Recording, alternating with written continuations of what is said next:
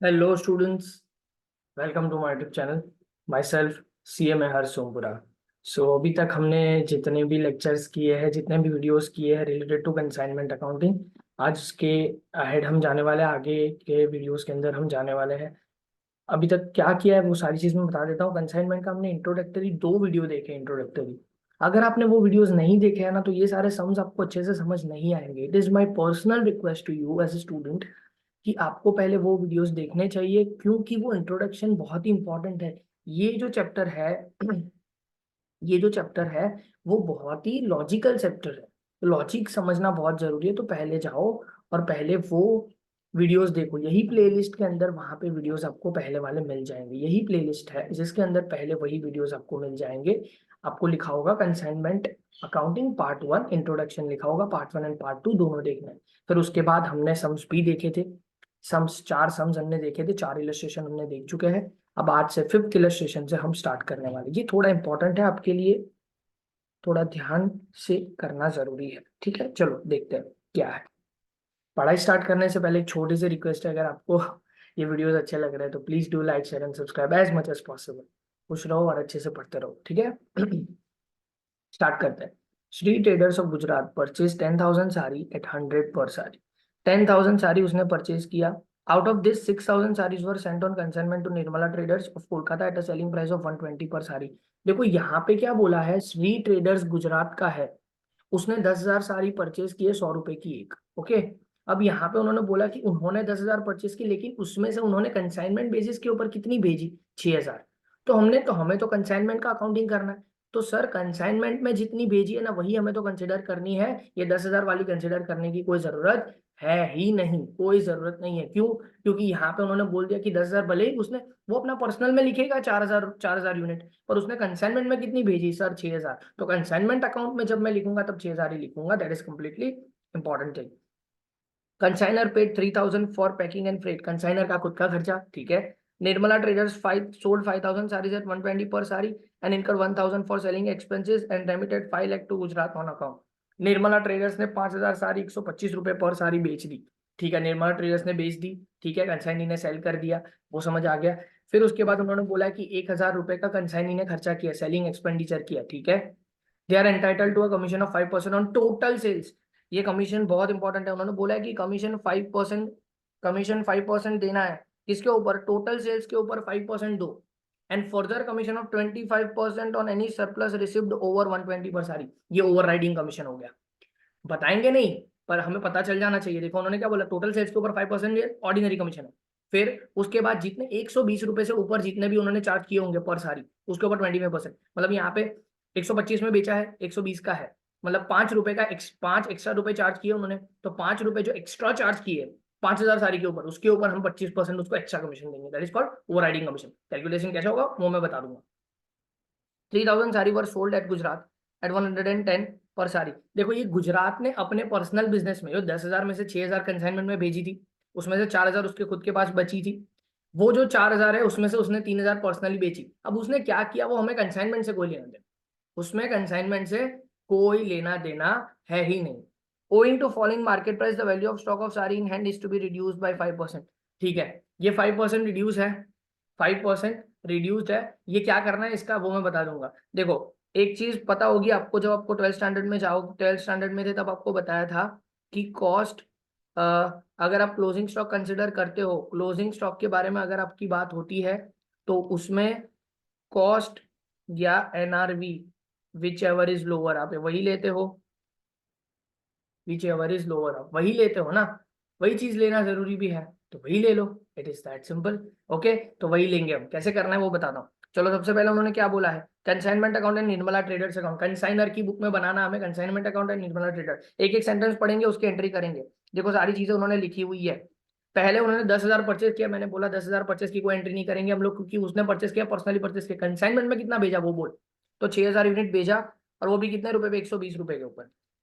तो 6,000 into 6,000 unit, और बोला है कि सेलिंग प्राइस 120 रखना। 100 रुपए पे भेजा होगा, भेजा तो कॉस्ट पे ही होगा, सेलिंग प्राइस 120 है, तो भेजा किसके ऊपर, 100 रुपए के ऊपर।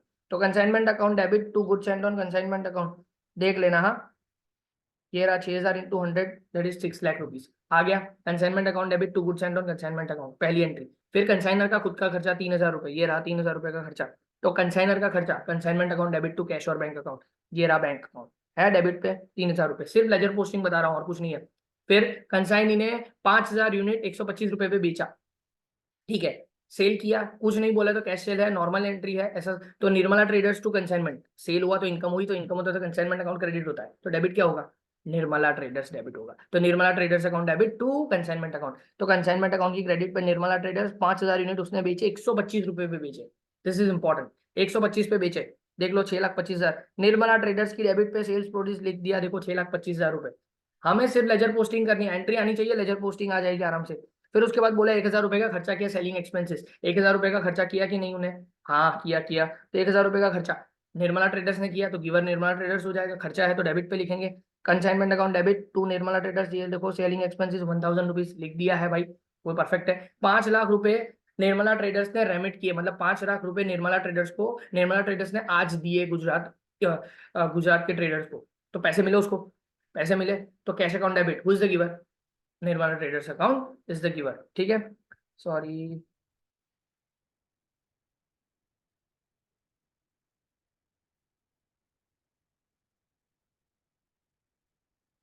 तो निर्मला ट्रेडर्स क्या करेंगे हम लोग, निर्मला ट्रेडर्स को 5 लाख रुपए, देख लो ये सारी चीजें ऑलरेडी हमारी हो चुकी है, जहाँ जो जो चीजें हो गई है उसको मैंने मार्क किया है। 5 लाख रुपए हमें मिले बैंक अकाउंट डेबिट, और ये निर्मला ट्रेडर्स का ये जो 1,000 रुपए है ना, वो भी यहाँ पे ये 38,500 में लिख ही चुके हैं, ठीक है। अब ये सेल हो गया, सेल होने के बाद उन्होंने बोला कि कमीशन है, कमीशन कितना है 5% ऑन टोटल सेल्स।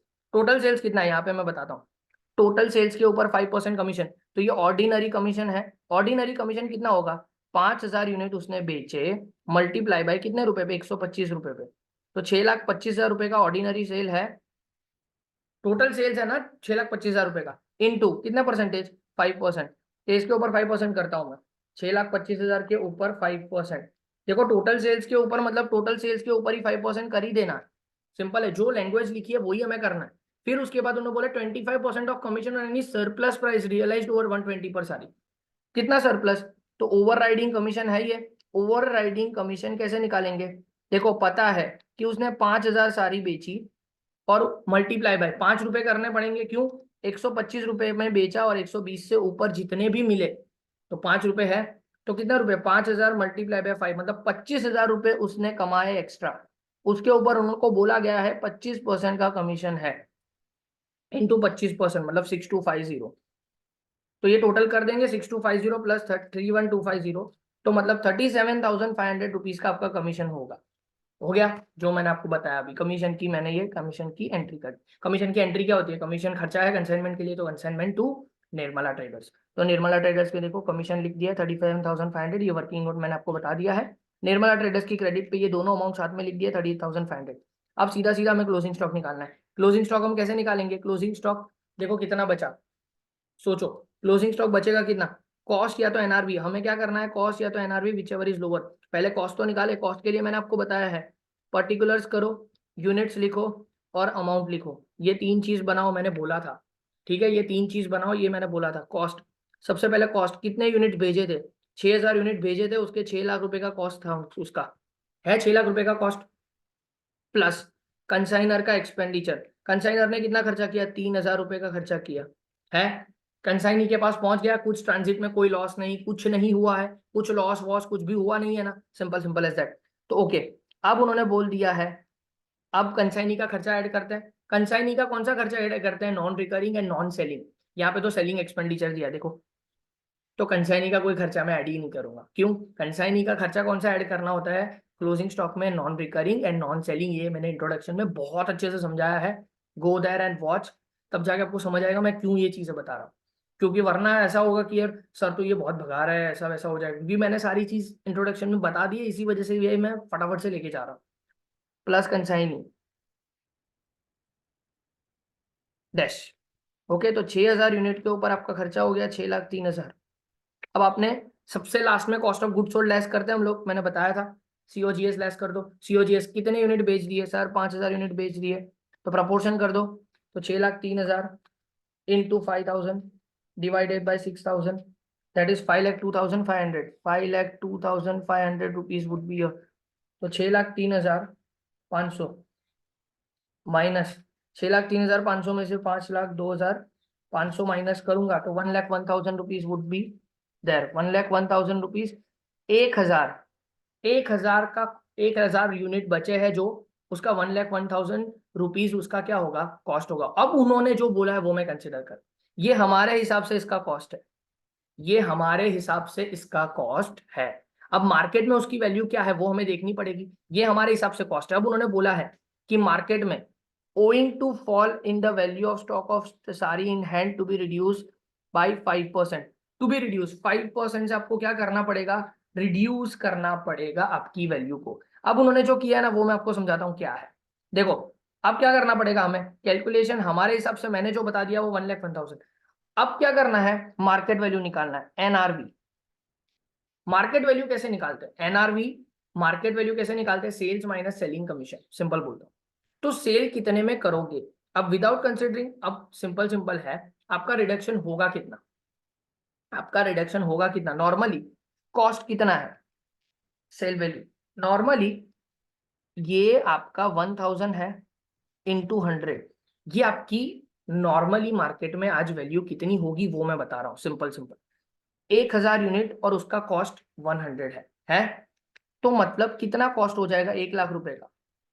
मार्केट में हमारे हिसाब से 1,00,000 रुपए इसका परचेज वैल्यू था, उन्होंने बोला कि 5% रिड्यूस हो जाएगा, तो 5% मुझे तो रिड्यूस करना पड़ेगा ना, तो 5% मैं रिड्यूस कर दूं, रिड्यूस 5%, मतलब 5,000 रुपए में रिड्यूस कर दूं। अब अब मार्केट के हिसाब से 95,000 इसकी वैल्यू है ये मार्केट में आज 95,000 में बिक जाएगा, सिंपल बोलूं ना तो मार्केट में कितने में बिकेगा आज, 95,000 में, उसको बोलते हैं एनआरवी। पर हमारे हिसाब से एनआरवी क्या होगी, सेल्स माइनस सेलिंग कमीशन, तो माइनस सेलिंग कमीशन करना ही पड़ेगा।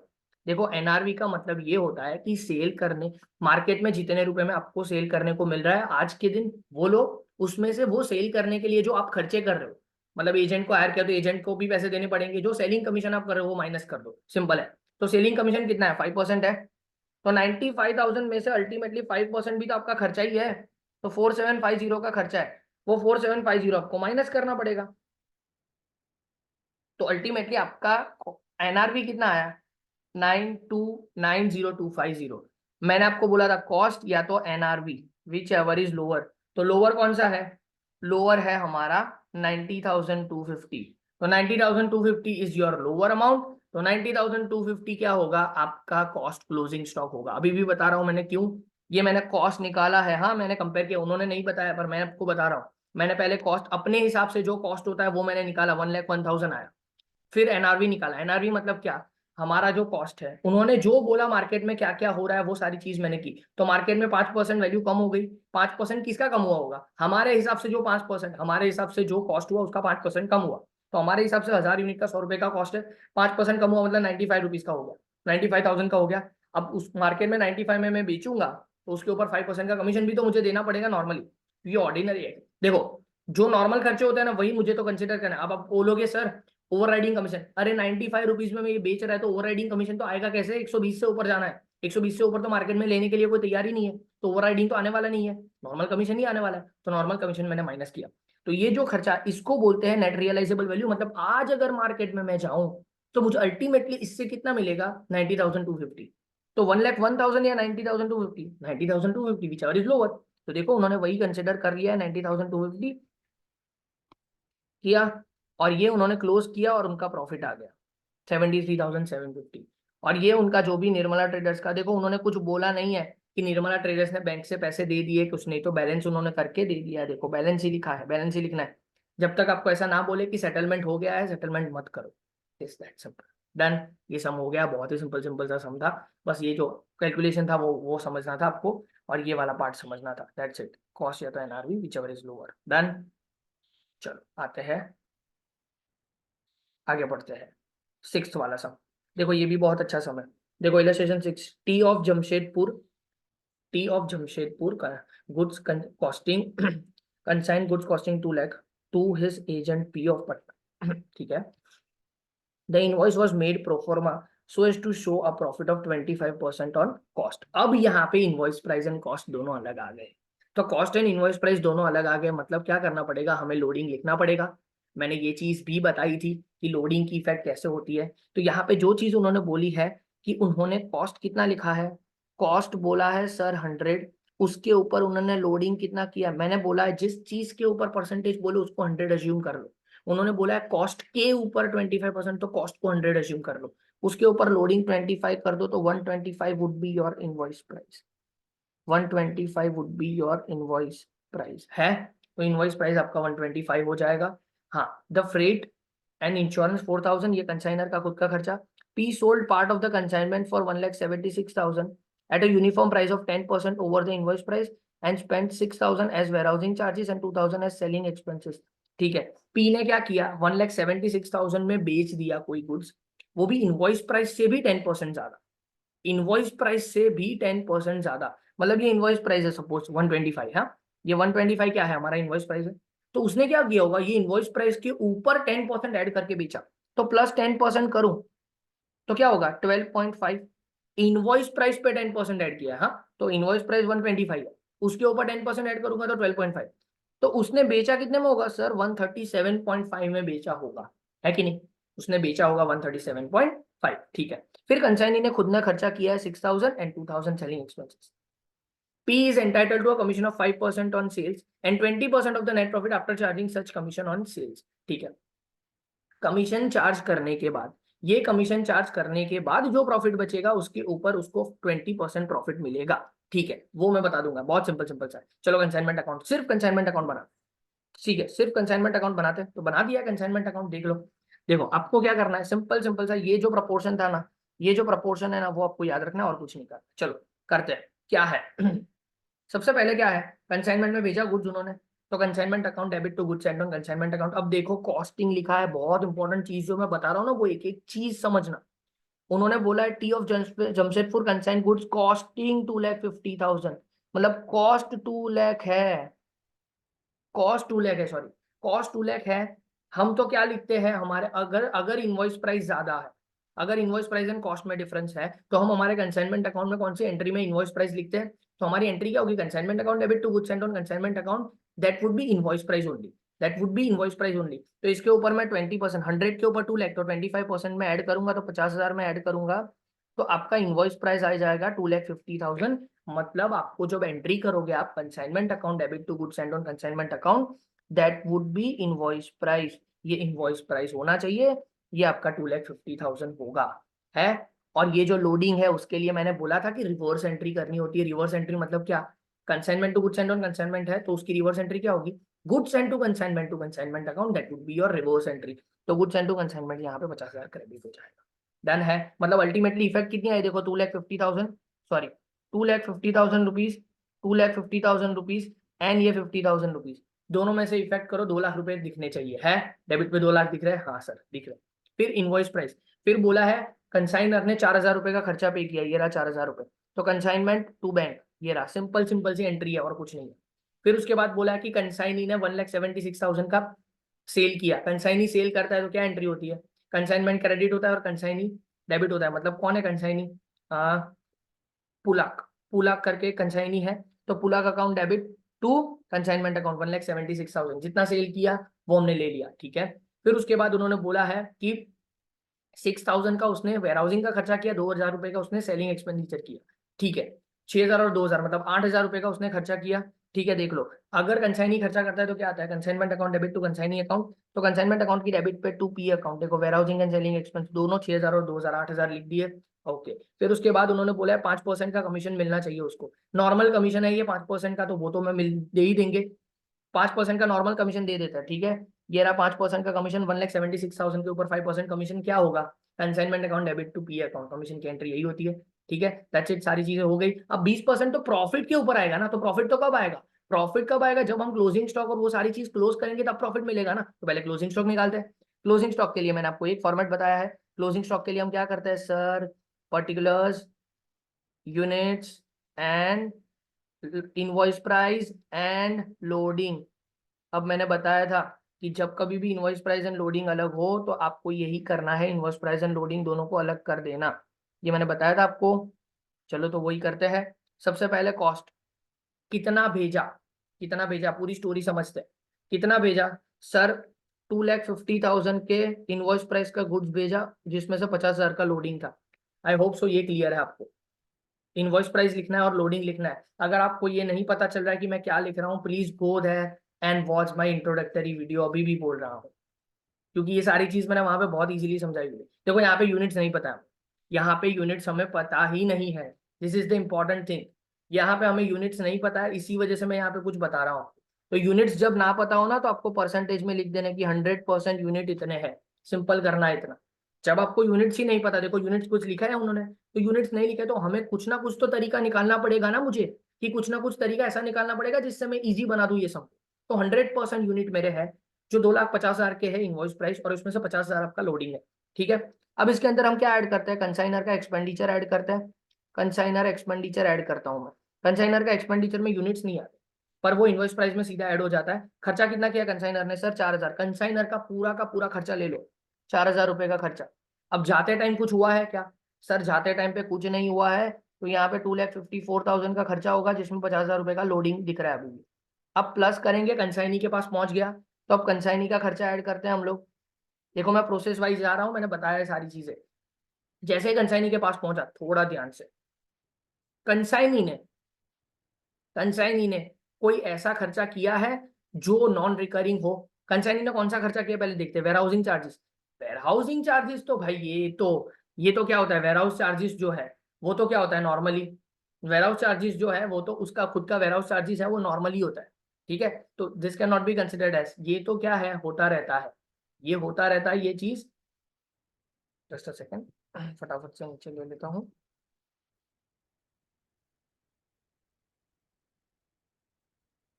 वेयरहाउसिंग चार्जेस जो है, हाँ, तो मैं जो डिस्कस कर रहा था कि वेयरहाउसिंग चार्जेस जो है वो तो होता ही रहता है, तो उसके लिए आपको ज्यादा सोचने की कोई जरूरत है ही नहीं।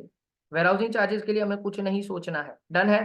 तो चलो, वेयरहाउसिंग चार्जेस के लिए हमें कुछ सोचना ही नहीं है, आगे बढ़ते हैं। तो अब वेयरहाउसिंग चार्जेस तो हम लेंगे नहीं। सेलिंग एक्सपेंस तो कभी आता ही नहीं है, नॉन सेलिंग एक्सपेंडिचर आता है, मैंने बताया है। तो नॉन रिकरिंग एक्सपेंडिचर कोई है ही नहीं, तो मैं कंसाइनी का एक्सपेंडिचर कुछ भी नहीं लिखूंगा। This is again an important thing, okay. अब देखो, अब क्या है, 2,54,000 एंड यहाँ पे 50,000, और वो 100% यूनिट है। ये 100% हमारे पास गुड्स है, उसमें से कुछ उन्होंने बेच दिया, less cost of goods sold हमें करना पड़ेगा, लास्ट में वही करता है। अब कितने परसेंटेज गुड्स उन्होंने बेच दिए, वही तो करना है ना हमें। कितने परसेंटेज गुड्स उन्होंने बेच दिए, थोड़ा ध्यान से देखते हैं। थोड़ा ध्यान से, जो मैं बताऊं ना एकदम ध्यान से करना। हमारा प्रपोर्शन क्या था सर? 100 कॉस्ट था, उसके अंदर लोडिंग था, लोडिंग, उसके अंदर लोड किया था हमने 25। हमारा इनवॉइस प्राइस था 125, प्लस 10% करके उन्होंने ही 137.5 पे बेचा था, ये सेलिंग प्राइस है। हमारा ये जो इनवॉइस प्राइस यहाँ पे क्या दिख रहा है, ये जो दिख रहा है वो इनवॉइस प्राइस दिख रहा है। तो अगर मैं यहाँ पे कॉस्ट ऑफ गुड्स सोल्ड अगर कुछ माइनस करूँ, वो भी इनवॉइस प्राइस पे ही माइनस होना चाहिए, तो ही तो कंपैरिजन सेम लेवल की होगी, है ना। अगर यहाँ पे मैं कॉस्ट ऑफ गुड्स सोल्ड चाहिए, तो मुझे invoice price of that goods, जो गुड्स आपने सेल किए उसका इनवॉइस प्राइस मुझे चाहिए ना। तो कितने यूनिट्स उन्होंने सेल किए, यूनिट्स ही नहीं पता सर, पर हमें ये पता है कि उसने 1,76,000 रुपीज में बेचा है गुड्स, बस सेलिंग किया है। हमें तो कहाँ पे जाना है सर? मुझे इनवॉइस प्राइस चाहिए, तो ही तो कंपेयर कर पाऊंगा। क्यों? क्योंकि वहां पे मैंने इनवॉइस प्राइस लिखा है, देख लेना, कॉस्ट ऑफ गुड्स सोल्ड में मैंने इनवॉइस प्राइस लिखा है ना। तो इनवॉइस प्राइस मुझे चाहिए, तभी मैं वो जो यूनिट्स उसने सेल किए उसकी इनवॉइस प्राइस लेके आओ कहीं पे भी। बस, तो ये रहा प्रपोर्शन, है ना प्रपोर्शन। 125, 137.5 पे उन्होंने बेचा, तो ये 1,76,000 होगा, जो 137.5 पे दिख रहा होगा वो। तो मुझे 125 पे आना पड़ेगा, तो वो आऊंगा कैसे? क्रॉस मल्टीप्लीकेशन कर दो, 1,76,000 multiply by 125 divided by 137.5, 1,76,000 into 125 divide by 137.5, that is 1,60,000। अगर आपको चेक करना है कर सकते हो। देखो उन्होंने क्या बोला था कि कॉस्ट जितने पे आपने भेजा था, उसके उसके ऊपर जितनी इनवॉइस प्राइस थी उसके ऊपर 10% उन्होंने ऐड किया, प्लस 10% करो। देखो 16,000 रुपए ऐड करोगे ना तो 1,76,000 आएगा। मतलब उसने 1,60,000 का गुड्स उन्होंने बेच दिया। कितना? 1,60,000 रुपीज का गुड्स उन्होंने बेच दिया है। यहाँ पे थोड़ा ध्यान से करना मैं जो बोल रहा हूँ। अब भेजा कितना था सर? भेजा था 2,50,000। भेजा था इनवॉइस प्राइस 2,50,000, उसमें से बेचा कितना? 1,60,000। परसेंटेज निकालने पड़ेंगे ना, तो ही तो पता चलेगा। परसेंटेज निकालने पड़ेंगे। मतलब मैंने भेजा था 100%। 100% के ऊपर मैंने भेजा था 2,50,000 इनवॉइस प्राइस, ये परसेंटेज और ये इनवॉइस प्राइस। तो 1,60,000 की इनवॉइस प्राइस था, तब परसेंटेज कितने? मुझे परसेंटेज चाहिए ना भाई, तो ही तो मैं कर पाऊंगा सब कुछ, है ना? तो मुझे तो परसेंटेज चाहिए। तो परसेंटेज कितने परसेंटेज मैंने बेचा? 1,60,000 का यूनिट्स मैंने बेच दिया।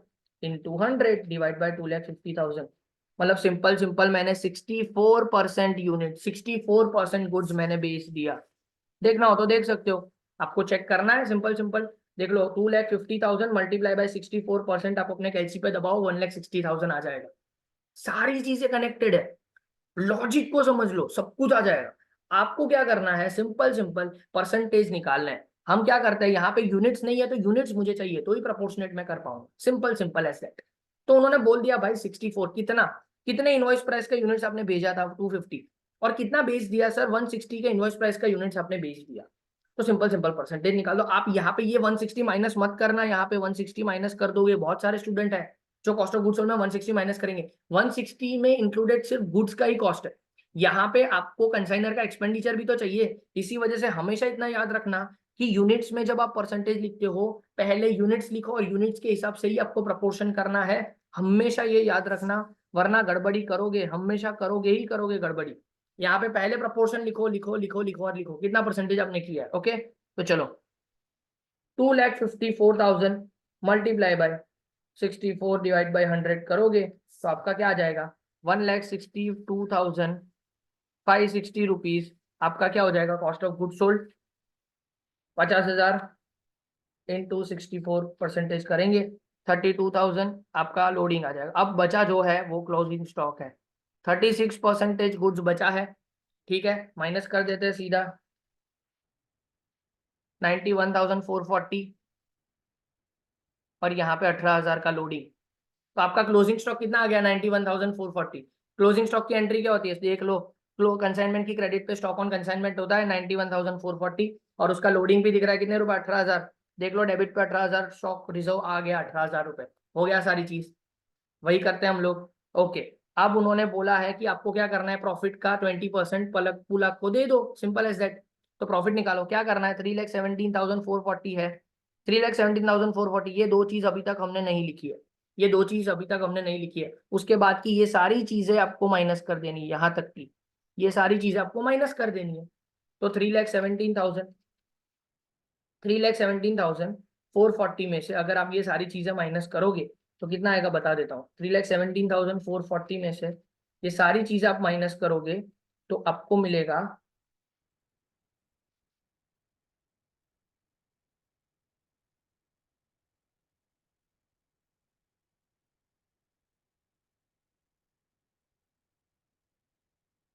28,640।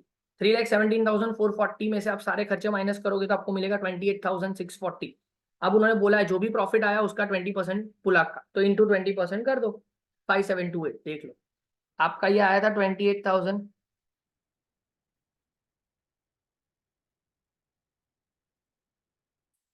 ठीक है, तो ये 28,000 कितना था? 22,912 प्लस 5,728, 28,640 आपका प्रॉफिट आया था। लेकिन उसमें से कुछ प्रॉफिट आपको पुलाक को देना है। तो प्रॉफिट किसको देना है? पुलाक को देना है।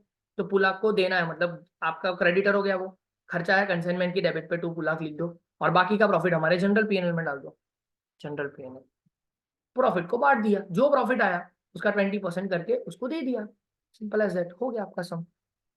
ये सारी चीज मत देखना, जो मैंने जो करवाया ना वो इजी तरीके से आपको मे भी समझ आ जाएगा, मुझे ऐसा लगता है।